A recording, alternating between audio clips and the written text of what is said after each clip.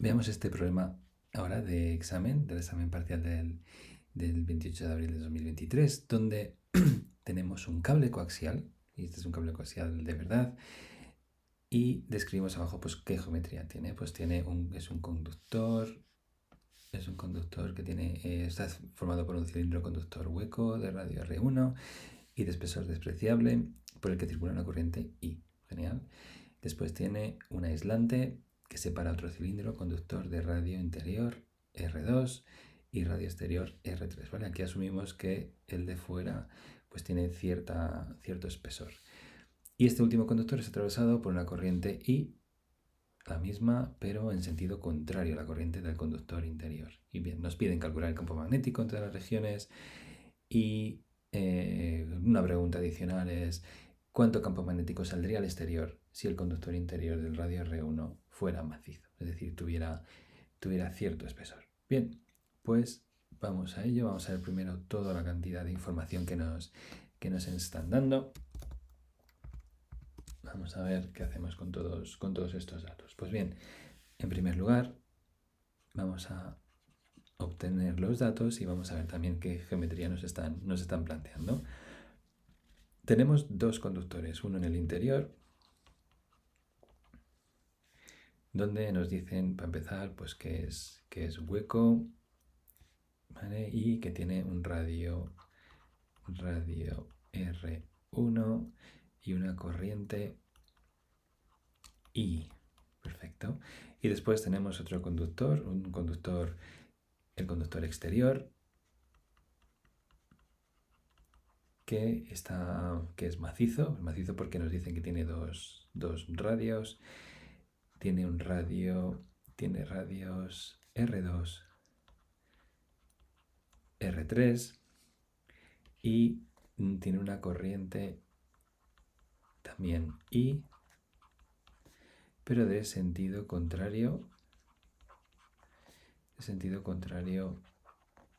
al conductor interior. Vale, vamos a ver qué geometría sería. Pues bien, vamos a asumir que esto es el conductor exterior, que tiene un espesor R2, ¿vale? Y después pues tenemos aquí el radio R1. Asumir que todo es más o menos digamos, concéntrico. Bien, a ver si puedo pintar esto de aquí. Vale. Pues esto de aquí va a ser R1. Esto de aquí es R2 y esto de aquí es R3. Tenemos una zona de aislante. Vamos a intentar entender qué es esta zona de aislante. Esta zona que tenemos aquí es aislante. Bien, significa que no es conductora y que, pues bueno, parece que el mero hecho de que sea aislante pues puede causar un tipo de modificación en el campo que puede ser pues algo que nos afecte, ¿no? Pues bien, todo lo que sea aislante, todo esto amarillo de aquí es aislante. Tenemos que verlo como si fuera pues el vacío, al igual que el aire, es decir, no hay nada, no hay conductor, eso es lo importante y no hace falta sacar ningún tipo de conclusión más sobre ello. Bien, pues venga, vamos ahora con el planteamiento que podemos aplicar en este ejercicio.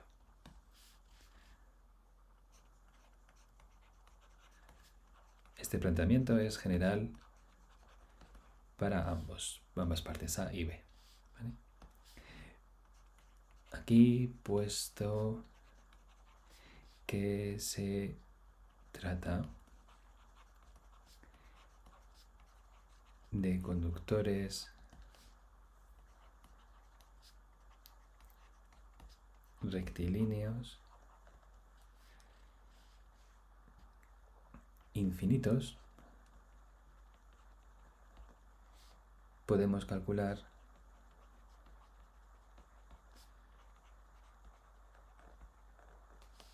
el campo magnético en cada región.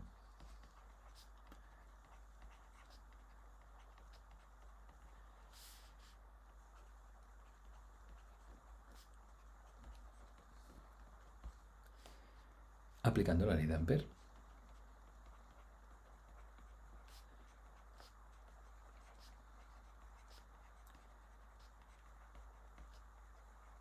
Que nos dice que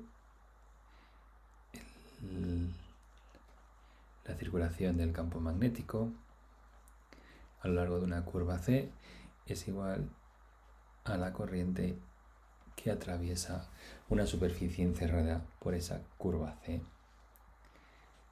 ¿Vale? Eso es lo que queremos expresar, donde IC es la corriente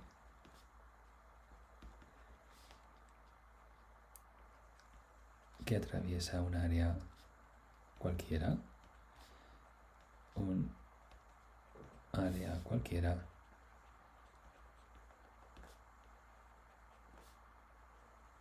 encerrada por la curva C.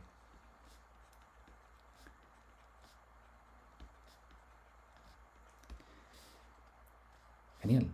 Esta sería la teoría para ambos. Vamos a ver ahora la solución para el apartado A.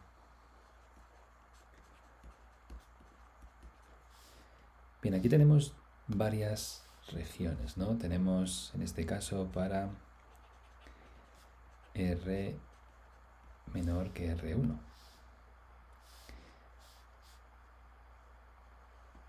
Vale, en este caso vamos a aplicar la ley de Ampère.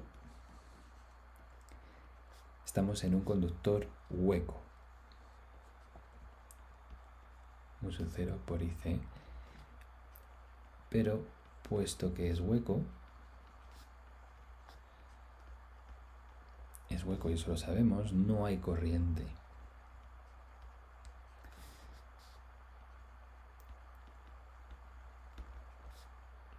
Y por lo tanto,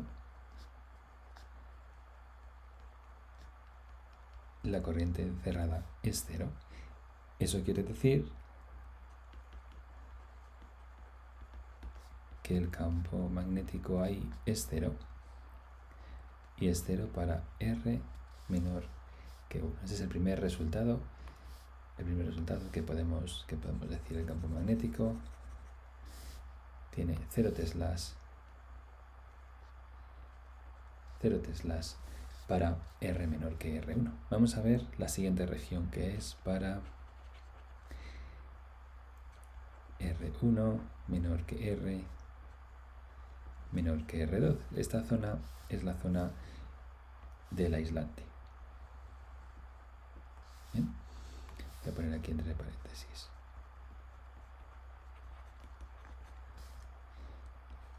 En este caso me da igual que sea aislante, que sea conductor. Lo único que tenemos que ver es aplicar el campo magnético, la relación de la ley de Ampère, mu sub 0 y la corriente encerrada. Y en este caso la corriente encerrada es I total, ¿vale? Porque voy a pintar aquí en rojo, estoy en esta zona de aquí. Esta es la curva C que quiero pintar ahora mismo. Bien. Esa curva C, voy a llamar C1, ¿vale? Esta curva C encierra una corriente. En el aislante no hay corriente, porque es un aislante, no hay nada de corriente, con lo cual la única corriente que hay es la que atraviesa el conductor interior. Bien. Por eso puedo decir que la circulación del campo magnético sobre la curva C es B diferencial de L, y puedo expresarlo directamente como B 2pi R por mu sub 0 por I, donde B es mu sub 0 I 2pi R teslas para R1, para R entre R1 y R2. Genial, pues ya tenemos otro resultado. Esto es la zona, para toda la zona del aislante. Vamos a ver ahora qué sucede para R2 menor que R menor que R3.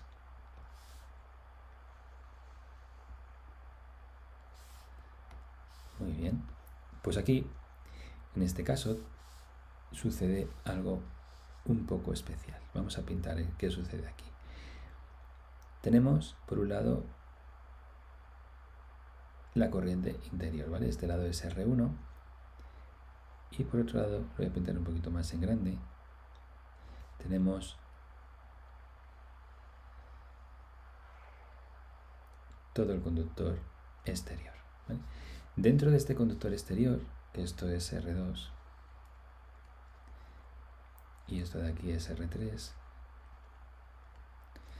vamos a elegir una curva C que va a ir entre R2 y R3. Esta curva de aquí va a ser, vamos a decir, C2. Dentro de esta superficie, ¿bien? Dentro de esta superficie, aquí existe una corriente I,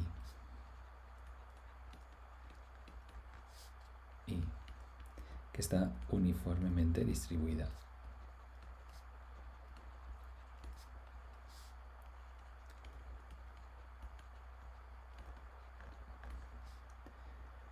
Eso quiere decir que si toda la corriente, es decir, que en toda la corona, en esta corona circular, esta corona circular esto es R2, ¿vale? Y esto es R3, ¿vale? En toda esta corona circular,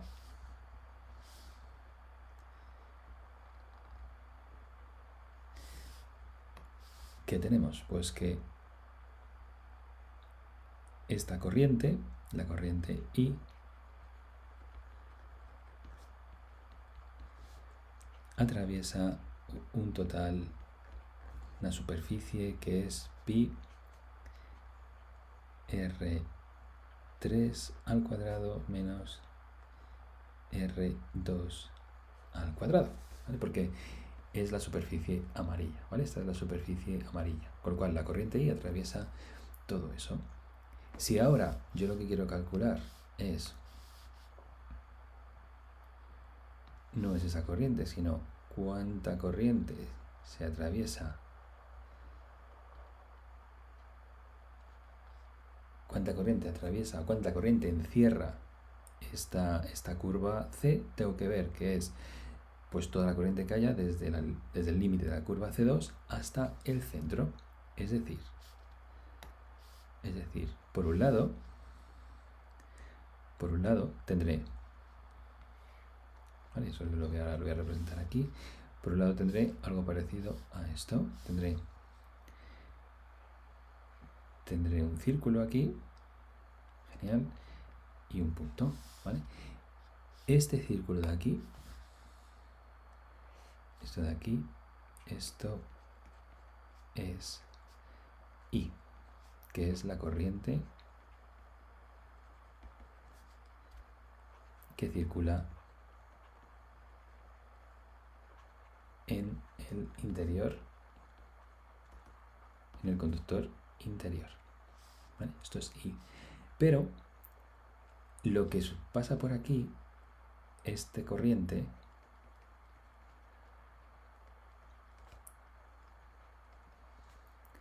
es proporcional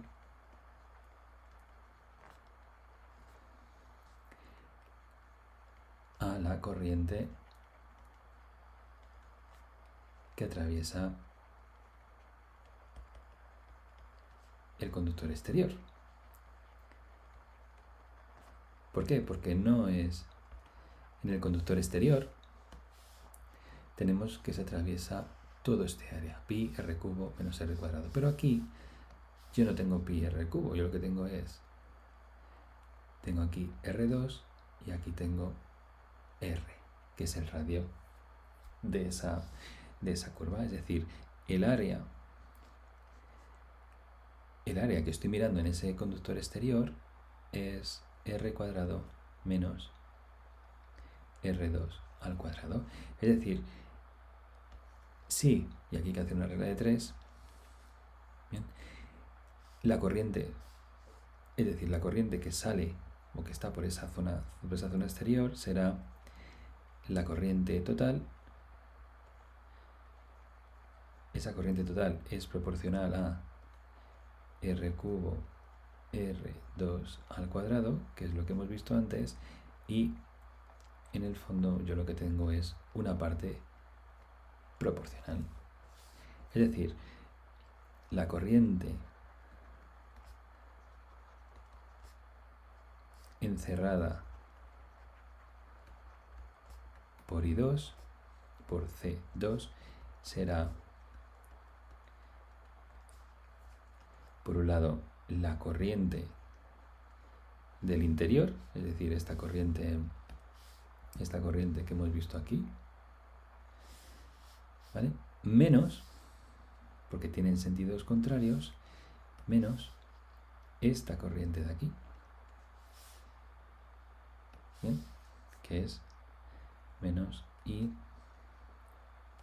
estos pi se van, y aquí tengo r cubo cuadrado menos r2 al cuadrado, r cuadrado menos r2 al cuadrado, todo esto en amperios. Es decir, tengo dos corrientes, una la del interior, que es esta de aquí, ¿vale? Esta de aquí es esta de aquí, esta la del interior, y luego una exterior, que es esta de aquí. Esa exterior, si la total cubre un área que es pi r3 cuadrado menos r2 cuadrado, yo estoy cubriendo un área menor. Ese área menor es el área que está encerrada por la curva y es proporcional. Es decir, si la corriente total es esto de aquí, mi corriente encerrada, que es la corriente que circule por esta corona de aquí, será proporcional de esta manera. En definitiva, para calcular esa zona entre R2 y R3, ¿vale? Al final lo que tendré es que el campo encerrado será mu sub 0 por todo eso que acabamos de ver, y C2. ¿Bien? Es decir, por un lado la circulación de B por C2 es B diferencial L C2, y esto es B2 pi R, esto es igual en todos los lados, y es mu sub 0, y ahora copio esa expresión que hemos visto antes, que sería 1 menos r cuadrado menos r2 al cuadrado, r3 al cuadrado menos r2 al cuadrado. Bien, esto además se puede simplificar, y esto sería mu sub 0 y 2 pi r, y esto se puede reescribir como r3 al cuadrado menos r cuadrado partido de r3 al cuadrado menos r2 al cuadrado. Genial, todo esto en teslas, y esto es para la zona que está entre R2, R3.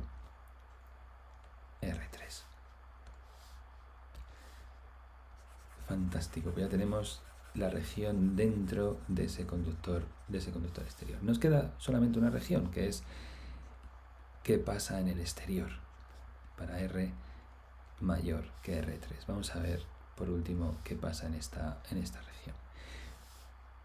Pues bien, en esta región lo que sucede es que da igual cómo sea mi conductor, ¿vale? Da igual cómo sea el conductor. Si yo elijo una curva C que recoja que abarque todo el coaxial, tendré una corriente que entra, que puede ser esta corriente de aquí, más una corriente que va en sentido contrario. Es decir, las corrientes netas aquí son 0.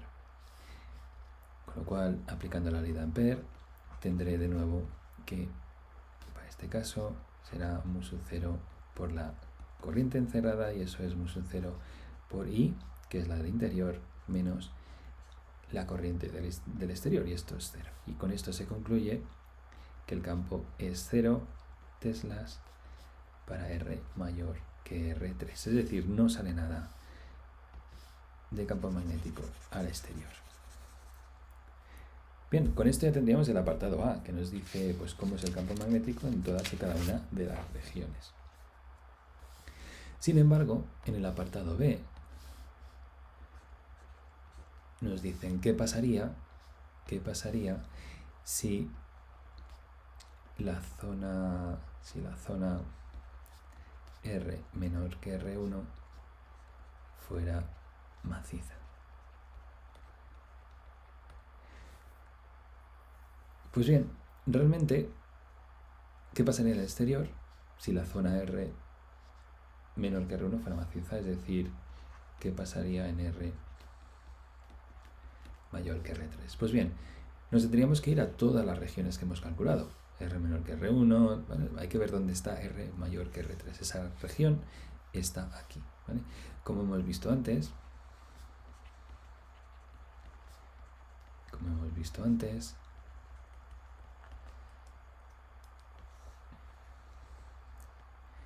la región R mayor que R3 tiene un campo nulo.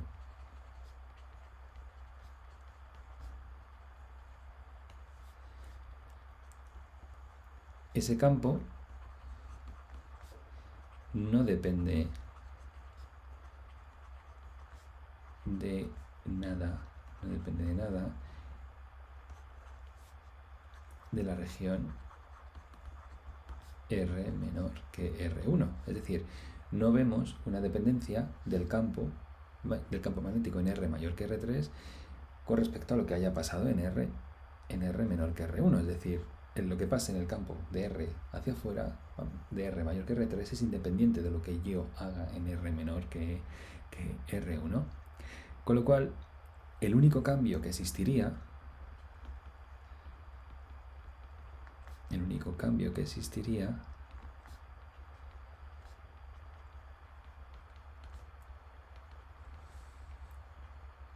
sería en el campo magnético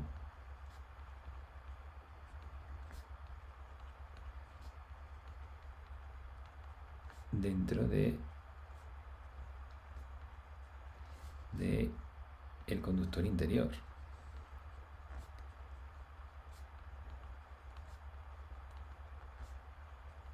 Que sería distinto de 0.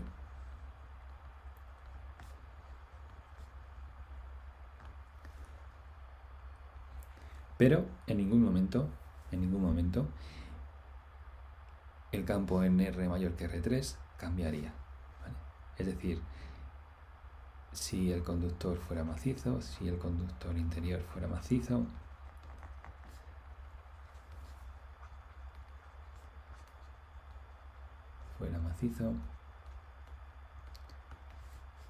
el campo sería 0 teslas para R mayor que R3.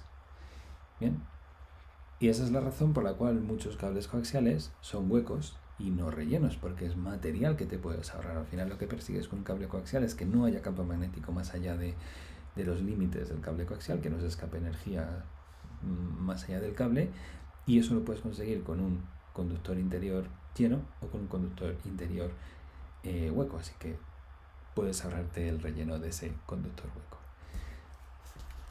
Con esto resolvemos el ejercicio del cable coaxial, de todos los campos magnéticos, del cálculo del campo magnético en todas las regiones, y por último de qué sucede más allá del coaxial si sustituimos el interior hueco por un interior macizo.